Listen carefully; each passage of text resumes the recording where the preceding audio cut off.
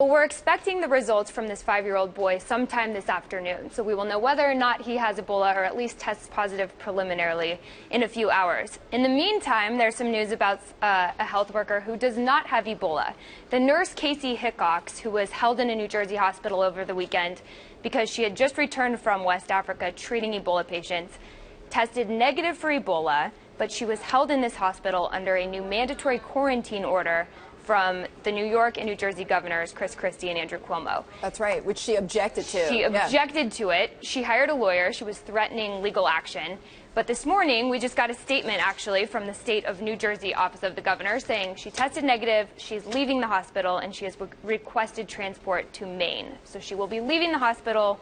She'll be quarantined as long as she's in New Jersey, but once she leaves the state, she's free to go. She's free to go. So once she gets to Maine, or once she leaves essentially New Jersey's borders, what happens then? Well, that will be up to Maine. So all the power to quarantine and restrict travel lies with the states. I've been talking to health law professors over the weekend. They said this is a really tricky law. We don't have experience quarantining well people, which these healthcare workers coming back from Africa are well. They're not showing symptoms of Ebola, well, at least in the case of this nurse.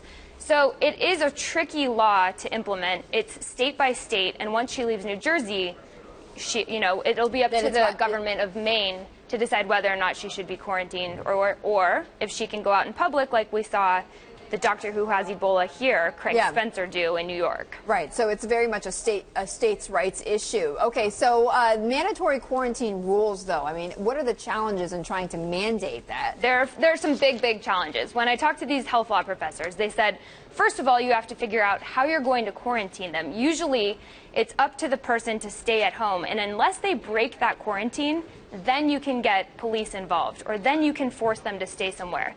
So with all of these health workers coming back, are we going to have police monitoring them? Are we going to hold them in hospitals? That's really unclear at this point. Another big challenge is how will the states identify the workers who are coming back?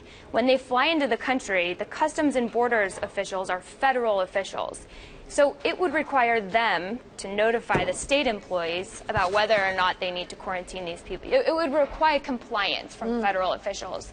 So that gets into tricky ground, too, because as we saw this weekend, there was a lot of backlash from the federal government over these quarantines. And then, of course, the biggest concern we're hearing is these new rules may deter people from going to West Africa in the first place. To fight the virus and helping fight helping with the effort. Okay. A lot of unanswered questions and much more on this. Shelby, thank you so much. Shelby Holliday of Bloomberg News.